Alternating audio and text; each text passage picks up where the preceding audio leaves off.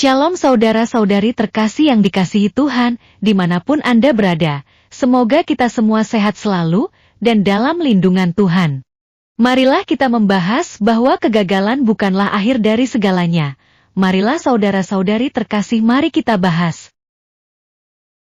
Kegagalan bukanlah akhir dari segalanya. Baca, Amsal 24 ayat 15-20. Semua orang pasti pernah mengalami kegagalan di sepanjang hidupnya, bukan sekali atau dua kali, tapi mungkin berkali-kali. Ketika gagal, kebanyakan orang merespons dengan sikap negatif, menyerah, dan berputus asa.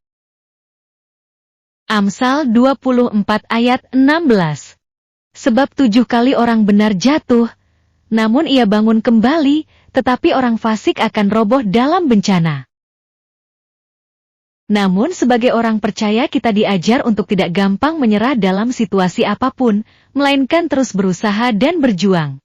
Ketika gagal, ada kalanya kita merasa lelah untuk berdoa dan berharap, lalu kita mulai membuat banyak-banyak alasan untuk berhenti berdoa dan berusaha. Ada tertulis, siapa senantiasa memperhatikan angin tidak akan menabur, dan siapa senantiasa melihat awan tidak akan menuai. Pengkhotbah 11:4. Tuhan tidak menghendaki kita terpaku kepada kegagalan-kegagalan masa lalu, melainkan terus maju menatap ke depan.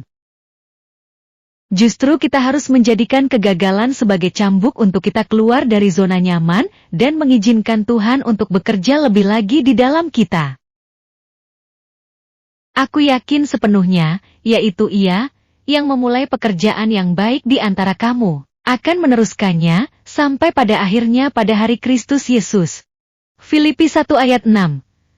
Tetaplah percaya kepada Tuhan bahkan saat kita berada di titik terendah sekalipun dan tak berdaya, sebab Ia takkan membiarkan kakimu goyah. Penjagamu tidak akan terlelap. Sesungguhnya tidak terlelap dan tidak tertidur penjaga Israel. Tuhanlah penjagamu, Tuhanlah naunganmu di sebelah tangan kananmu. Mazmur 121 ayat 3-5. Janji Tuhan adalah ya dan amin, tiada janji yang tak ditepatinya. Yusuf adalah salah satu contoh orang yang mengalami berbagai masalah berat dan berada di situasi yang seolah-olah mengantarkannya kepada kehancuran.